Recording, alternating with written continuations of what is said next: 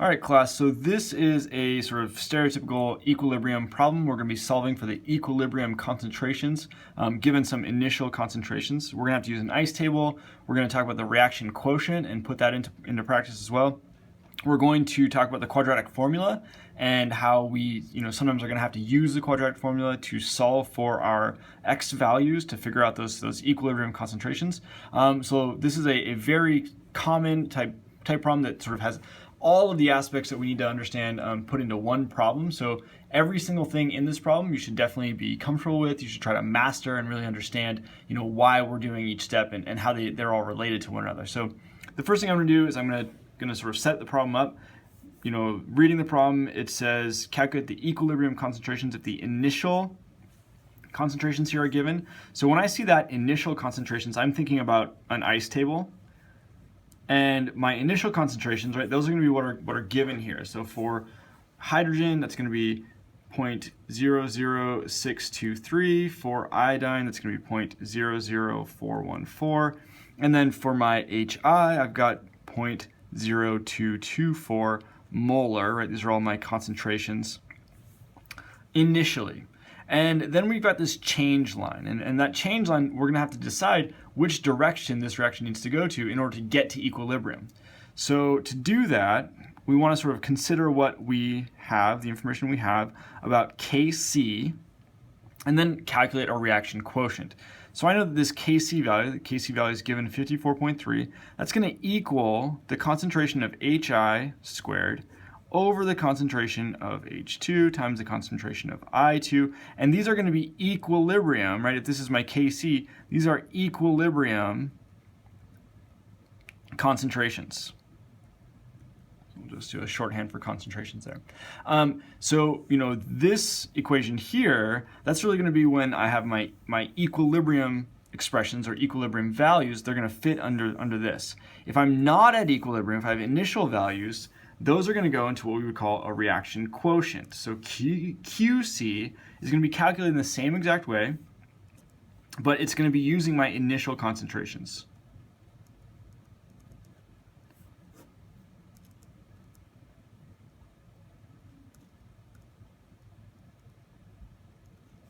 And if I calculate this, I get a value of 19.4. So this value of 19.4, this is sort of telling me some information about what this change line should be. Since this value of 19.4 is lower than my value of 54.3 at equilibrium, this is telling me that this reaction needs to shift to the right. So sort of think through that real quick. We're going to compare this to the value of 54.3. We're going to compare the value of QC to the value of KC. And when I do that, I notice that this is a smaller number. So in order to sort of make this number bigger, right, beef that number up, I need to increase the concentration of my products over reactants. So my products, essentially the value is too small. That's causing my QC value to be smaller than my KC value. So in order to get to equilibrium, I need to increase the concentration of my products. I need to increase, shift this reaction to the right. So I'm going to write for my change line minus x, and then plus 2x. This 2 comes from the coefficient 2 for HI. So that's really a mole-to-mole ratio there. And again, these are 1s here, so minus x, and then plus 2x. So this QC information is really crucial to deciding which direction this reaction is going to shift. So since this is lower, therefore the reaction will shift to the right.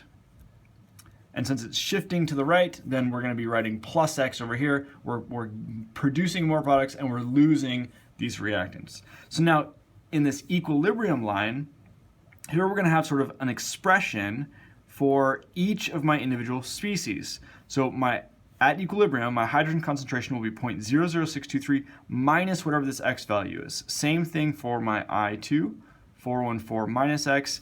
And then for HI, it's going to be 0.0224 plus 2x. So this is the concentration that I should have at equilibrium.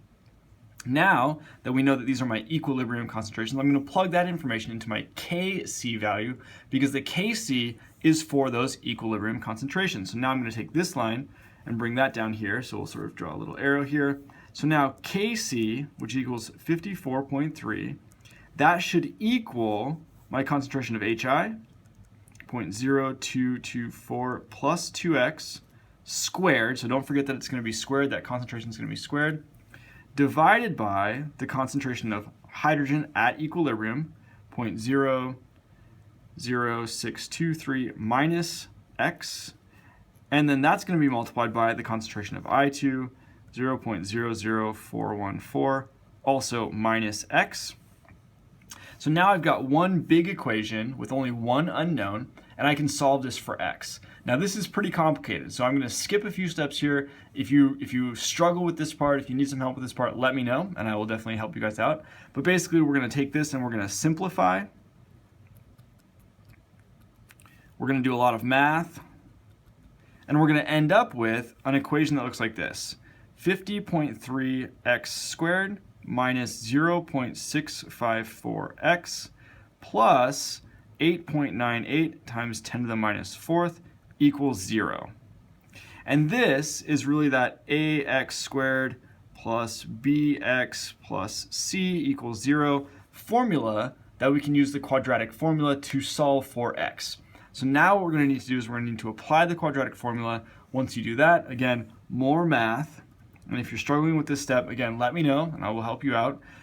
I get two values for x. X can equal 0.0114 or x can equal 0.00156. Those are the two valid answers for this equation to solve the quadratic formula. And then between these, we need to decide which one makes sense or which one will work for our problem. So in this case, x equals 0.00156. You sort of, to figure it out, you plug it in and see, do I get an answer that makes sense? So if you take 0.00623 and you subtract this value here, you get an answer that makes sense. If you tried subtracting 0.0114, well then you get a negative concentration, and that does not make sense. So this value obviously is no good. This is the one that we want. It's the only value that makes sense. And you should only be getting one value that sort of fits for each problem that you do like this. Now that I have this x value, I can use that, plug that in to my equilibrium expressions to figure out what the concentrations at equilibrium are then. So then at equilibrium, my concentration of H2 should be this 0.00623 minus my x value. So that should equal 0.00467. My concentration of I2, that should equal 0.00258. And then my concentration of HI, that should equal 0.0255. So those are my equilibrium concentrations. If you wanted to do a quick check, you could plug these concentrations back into your Kc expression, or really up here, right? And it should equal 54.3. You should get that Kc value. So let's just sort of recap here. The first thing that I did is I plugged in my initial concentrations in my ICE table. That's where they go. And then you need to decide which way is this equilibrium going to shift. Sometimes it's really easy. Sometimes we don't need to worry about this reaction quotient thing. For instance, if we have 0 concentration of HI to start, obviously the reaction is going to shift to the right. Likewise, if we have 0 reactants and we only start with this product, the reaction is going to shift to the left. So in this case, we calculated our reaction quotient. Since we're not sure, just looking at this, it's not super clear. And we get a reaction quotient of 19.4. We're going to compare that to 54.3, and that's going to tell us that the reaction is going to shift to the right. I know the reaction is shifting to the right because this 19.4 is less than 54.3. It's a lower value. That means that I need more products. The products are on top. I need more products in order to get to this 54.3. That tells me I need to shift the reaction to the right. Minus x plus 2x because of the coefficient there of 2. The next step is then to figure out my equilibrium expressions for H2, for I2, for HI. Basically, I'm just adding these together, right? So just bringing this information down. And then these equilibrium concentrations, that's what I'm going to plug into my Kc expression. Kc expression is for equilibrium concentrations. So I'm going to plug those in, each thing here. Don't forget that this is going to be squared. HI is squared here. So plus 2x, and then we also need to square it. Then we do a lot of math, right? So simplifying, doing a lot of math, quadratic formula solving, all of that sort of stuff. So this section here, if you're really struggling with this, you cannot get to these x values, let me know. Again, I will help you with that.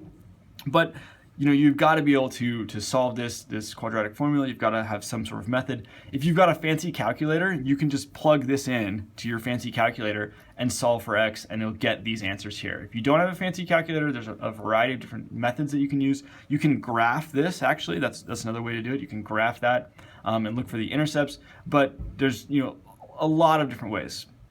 Point being, once we get our x value, the valid x value, we can just use that to plug into our equilibrium expressions to find our equilibrium concentrations, and that's the whole problem there. So this is something that, if there's any aspect of this that you're not fully understanding, you're not on board yet, you definitely need to spend some time with a problem like this until you're really comfortable with all aspects of it.